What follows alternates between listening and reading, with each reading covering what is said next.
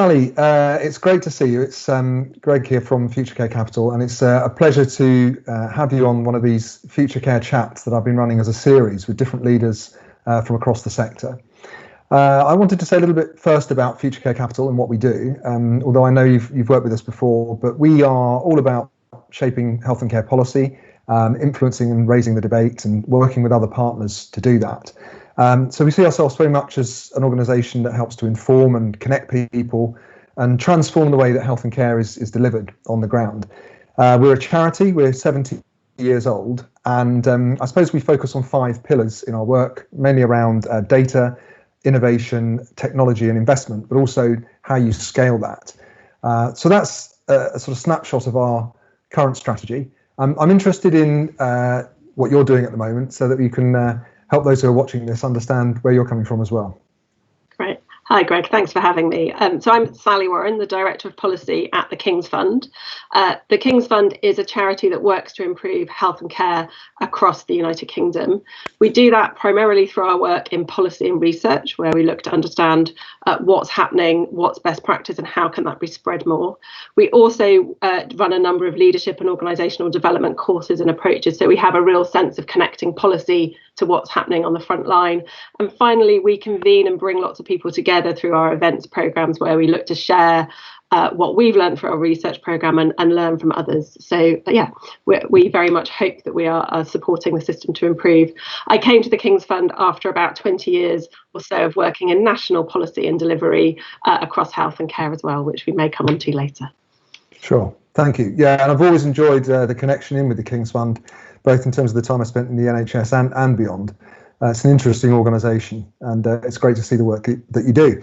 And that sort of prompts the first question, really, to open up the chat around your background and those senior roles in central and local government, and how you think that's influenced the thinking that you have around the future of health and care.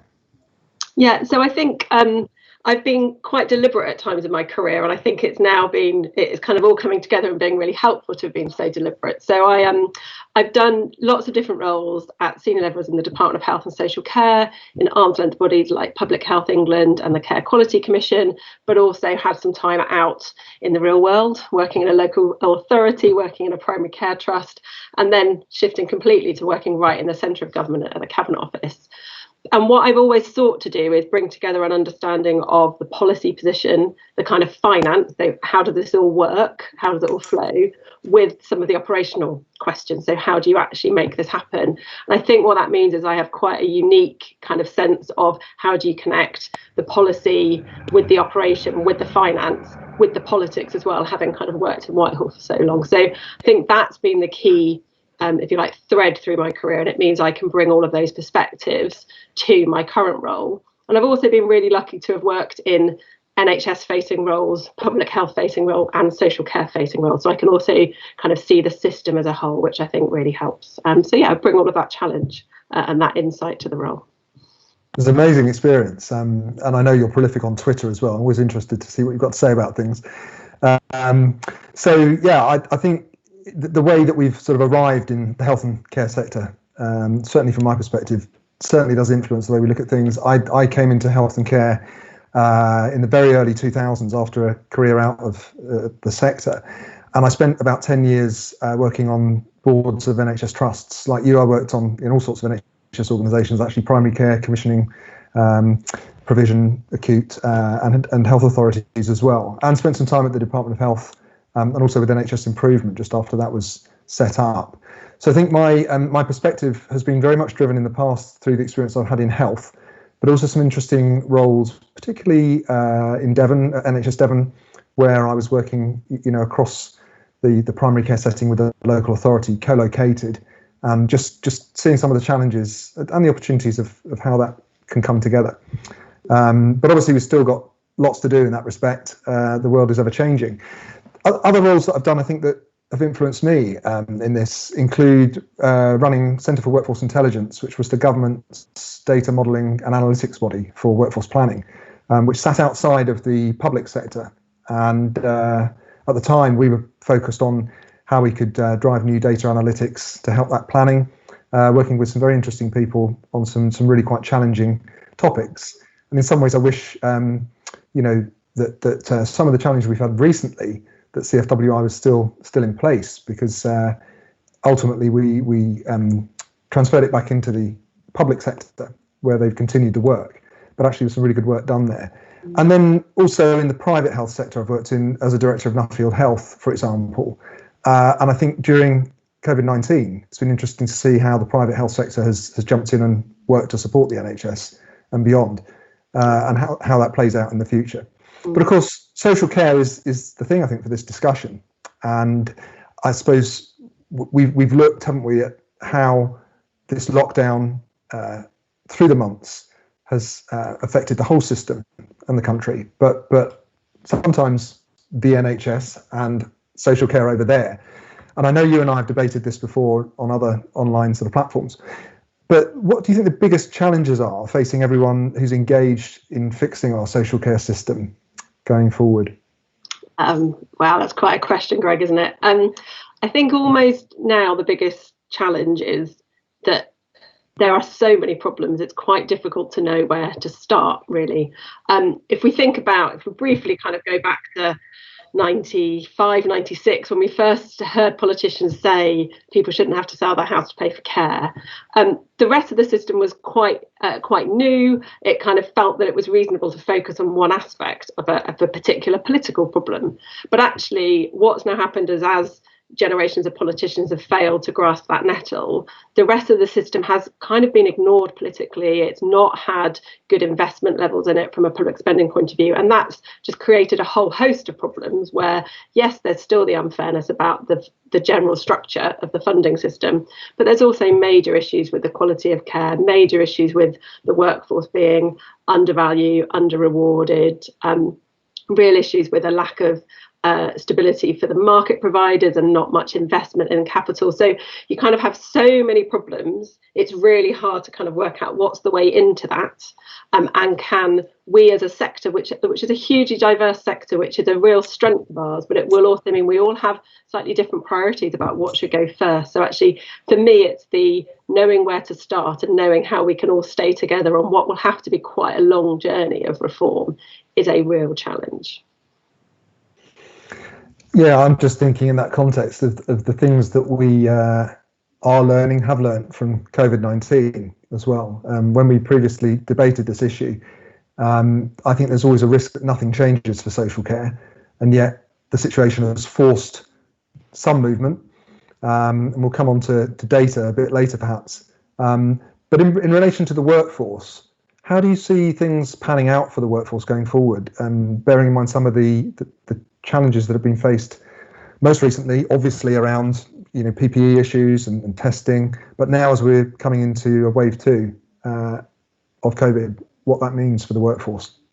I think what COVID has shown so far is brought much more into public consciousness what we all knew, those of us that work in and around the sector, about how important the work is that people who work in social care do, and how hard the work is. I think too often it's been seen as, it's a minimum wage function, but actually in terms of the skills required, the compassion required, the care required, it really is a highly skilled role. And right now they're not paid enough. There's not enough career progression. So I see this as needing some pretty short-term measures to make sure staff feel supported to be able to get through wave 2 and wave 3 should it come. So there's some immediate stuff just around making sure they have the support for their own health and well-being, but also they feel recognised. But that's got to then be part of a longer-term strategy about how do you recruit and retain the right people with the right values to stay in the sector. So we've got to start to see a reduction in the turnover rate, for example. That is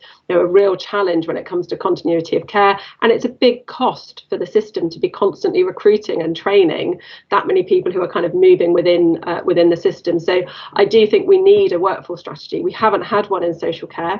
I mean, I know a lot of people in the last couple of years have been saying, where's the NHS people plan? But at least we've had interim plans. We've got kind of next year's people plan. We don't have the equivalent for social care. And I think that is a real gap that we really need to kind of be thinking creatively about how is it that we can support better training, better qualification, and therefore better career satisfaction for people working in the sector. And I wonder where that can be driven from, because there's so many knowledgeable people talking about this, like yourself and others. And I think I've got in mind the point around tech and the role of technology in the future. I know in the winter care plan, there's reference there to, sort of in sort of micro level, free devices and access to Wi-Fi and that kind of thing. But more generally, how tech might play a part in bridging the gap where we've got skills gaps, resource gaps, capacity gaps. I was in another chat recently with two of the Academic Health Science Network chief executives talking broadly about health and care. And tech just seems to be such a big part of the future and how it might bridge that gap. What are your thoughts on that? Yeah, so I think tech and social care is a really interesting dilemma, isn't it? Because I personally don't see tech replacing the role of carers, but I can see the role of tech making the lives of carers and the people they care for much easier, and therefore the carers being able to do much more value added activities when they're with the people they care for. So I do see a lot of potential. I think there is a real challenge across the health and care system about how slow we are to adopt tech and innovation, and the extent that when we do adopt it, do we just sort of add it on to the edge of our current pathway, or do we revolutionise the care we're doing?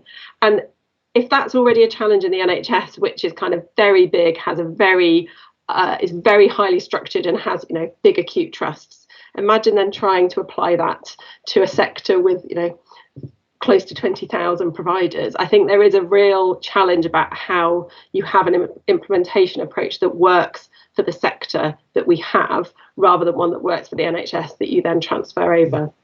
Part of that is about, can we get better at sharing best practice? Can we get better at supporting each other on improvement? Can commissioners use the levers they have more strongly? And also the extent to which consumers can also, and I know we don't really like using this word in this sector, but there are a lot of people who pay for their own care. To what extent can they drive providers to be really pushing at the boundaries of where can tech support a much higher quality of life for people needing care and support? Yeah, some really good points there. It just brings to my mind something I was going to come on to around the role of communities and other individuals, mutual aid groups, civil society, even during COVID-19. I'll come back to that in a second. I just wanted to first of all pick up on where you left off there. And some people have talked about the pandemic as being a sort of great accelerator in a way. And I wonder what you think about some of the gains that have been made in the field of health and care in the last few months that we can sustain and build on, rather than just those one-off things, perhaps.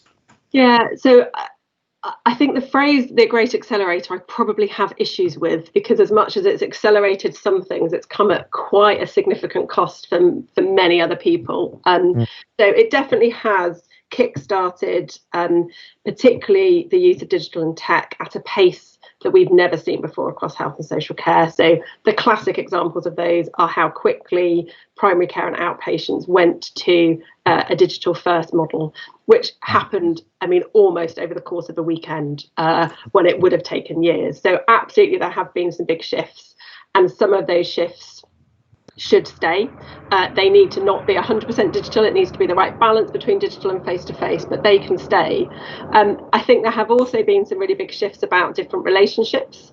So again, you hear a lot of local hospitals saying that the relationships between individual local hospitals has got much stronger as they were trying to configure what was the safest way to look after their local community during COVID.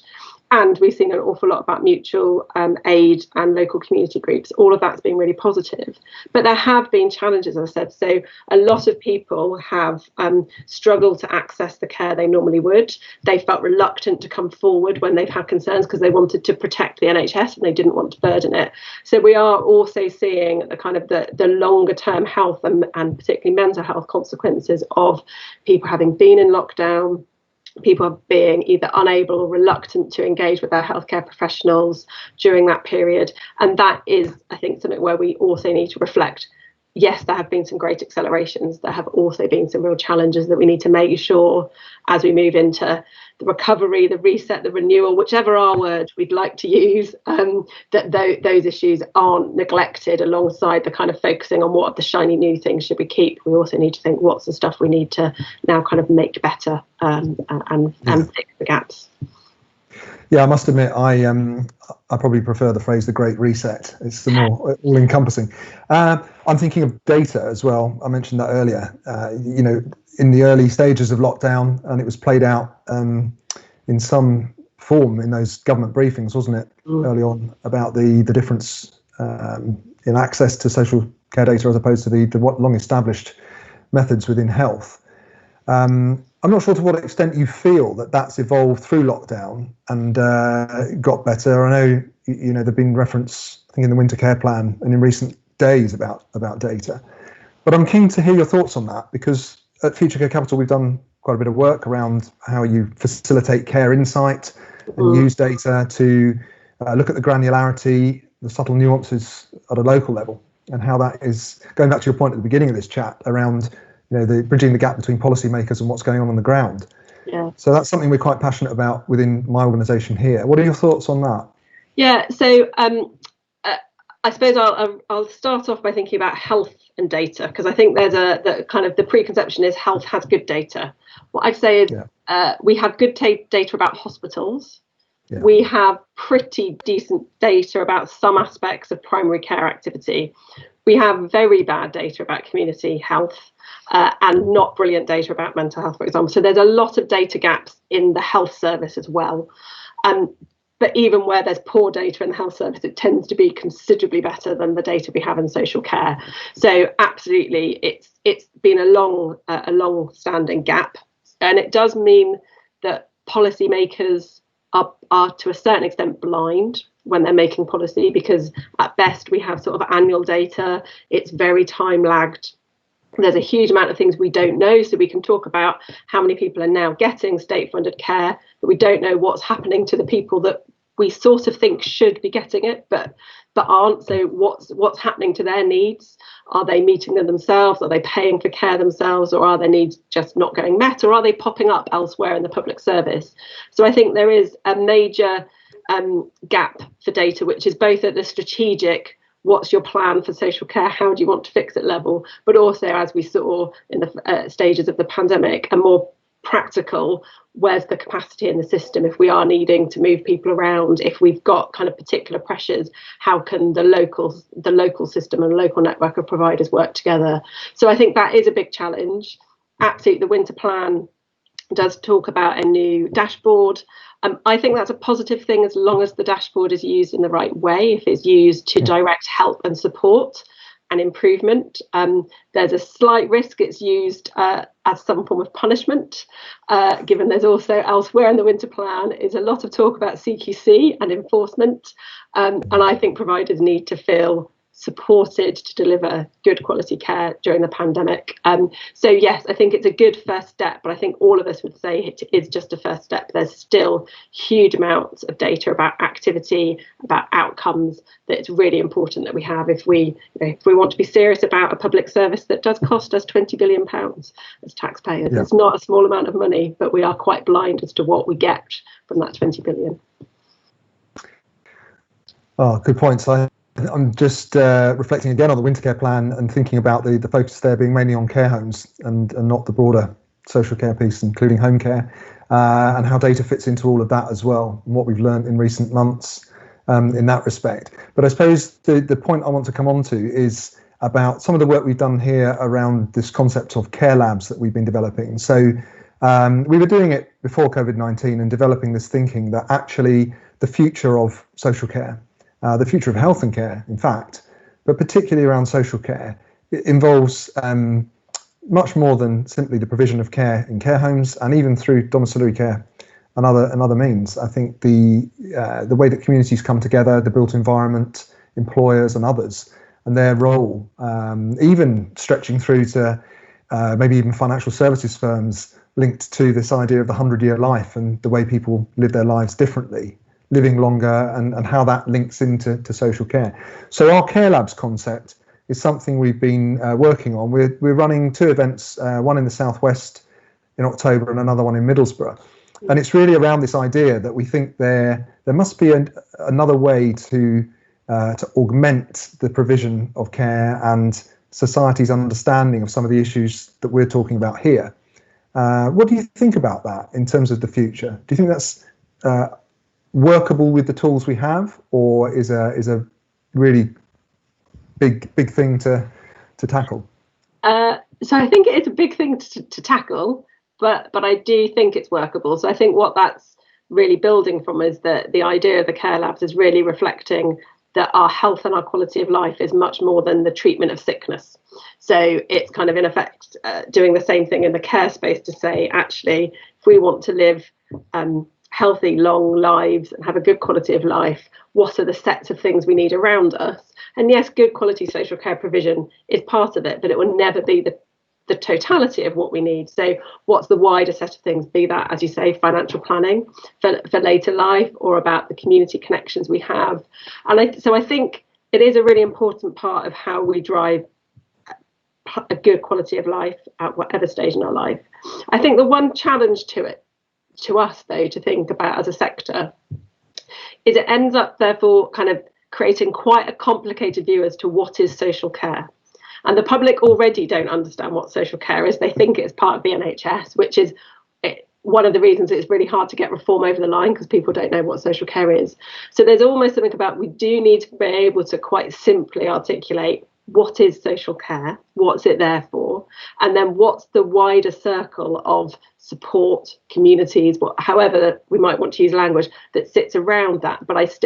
But we need to somehow balance that, recognition that it will never succeed by itself. It's got to be part of a network of a wider set of supported intervention, but it does need an identity, which it hasn't had for a really long time. So, and I struggle to work out how to hold that balance. So it's not that I've got the answer. I just think that's something collectively we have to grapple with over the next few years as we recognise the complexity of what success would look like, at the same time as trying to have a clear identity.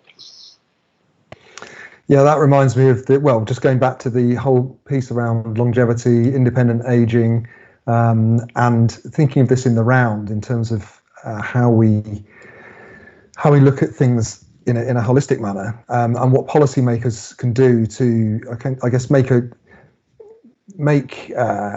independent aging and help create an environment where we're able to age in a way that we understand and we see as something that is not just about social care or about health. What do you think policymakers could do to make that a reality? Is there one thing that sticks in your mind that they could do? Wow. I suspect a problem as big as that isn't a one thing, is it? I think there's quite a bit for me about how do you have people do the thing that naturally nobody wants to do. Nobody really wants to think about, next year, let alone 20 years time. And when they do think about 20 years time, they tend to have quite a warped view as to what that might mean. So I think there is something about helping people understand what does living longer mean? What's the kind of lifestyle that I would want at age 70 and age 80? And what are some of the things I can do now to help that? Now, that could be about saving to a pension. It could be about thinking where I live. Actually, is this the place I want to live? Do I have the network I want? Does it have the facilities I'd want in 5 years' time, in 10 years' time?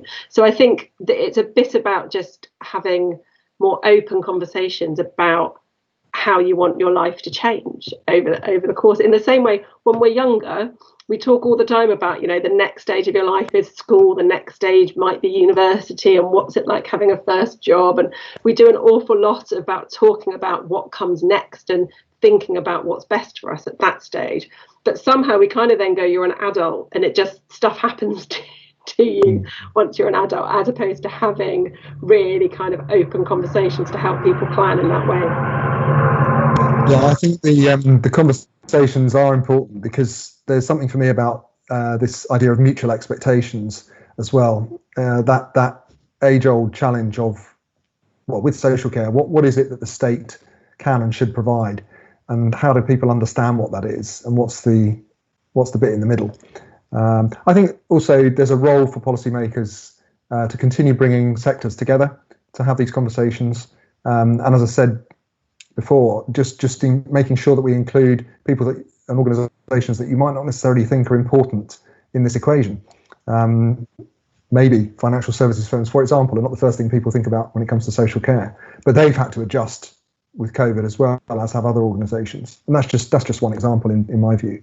I think that's an interesting point, though, that might reflect that how Whitehall has been structured sort of has been about either around 20th century issues or around industries, and actually it might be that what government needs for the next phase of governing is a more creative way to think about most of the big issues we have facing us.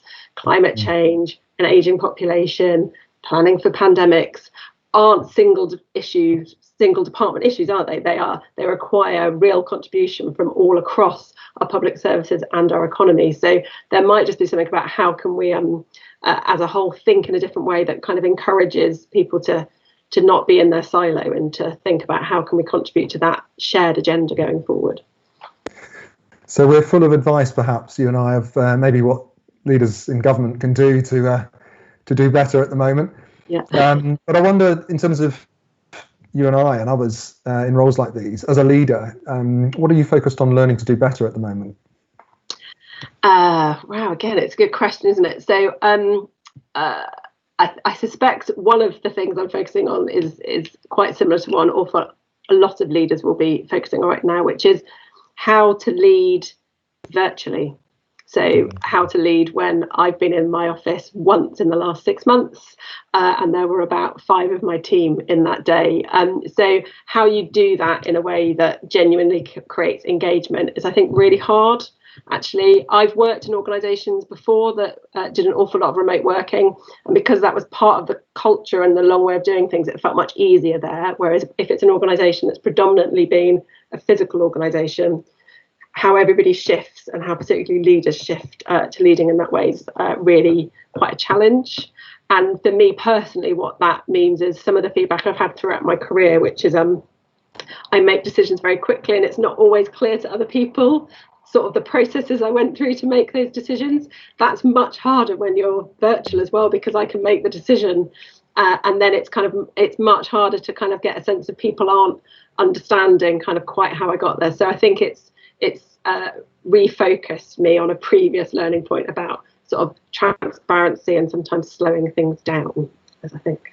But presumably you've had the same issue around how you lead an organisation that's now in dozens of people's living rooms as opposed to in a building. Yeah, sure. I mean, we're not a large organisation. We locked down right at the beginning of all of this in mid-March, and I think we were a very flexible organisation in terms of our work anyway. We did a fair bit of virtual work, but actually it has been different. The first few months, I think we motored on. Actually, the work we've been involved in, there's more and more work to do, and we're all working really hard. And I think suddenly after about 3 months, you start to realise that actually there's a lot you've taken on, and in spite of putting things in place that enable us to connect with each other, have the conversations we need to that are not always work related, virtual coffees, as many of us have been doing. It is still challenging at times. And I think you're right, that subtle thing around being in a room with people or being in a physical environment where you can just have that human connection to work through things as they come up. I think that is challenging when you're in a virtual environment, for sure. So that's one, that I think has been a factor for me. I also think in terms of the organisation I run, just trying to ensure that we continue to deliver impact through a virtual means, because actually we're doing nothing different to what we did before. We're still influencing in the same way, short of having those coffees or those pints or whatever, and those face-to-face meetings. But impact, it's incredible really what impact you can have through a virtual means. But to what extent do you want to then find yourself in a position where you've saturated the way you're doing that? So that's something that we've been working on as well. Good. So, looking ahead then, I suppose bringing this to a close now, in terms of what happens in health and care, do you think the glass is half full or half empty, and why? Oh, I think you'd get a different answer every day of the week if you ask me. And on the basis that the sun is shining, I'm going to say it's half full. And the reason I'm going to say it's half full is we've seen a huge amount of innovation from staff working right across health and care, a huge amount of commitment, people going absolutely above and beyond, and a real public recognition and commitment to the health and care system. So I think that's all been really positive. If you were to get me on a more overcast day, why might I be a bit more towards it's half empty?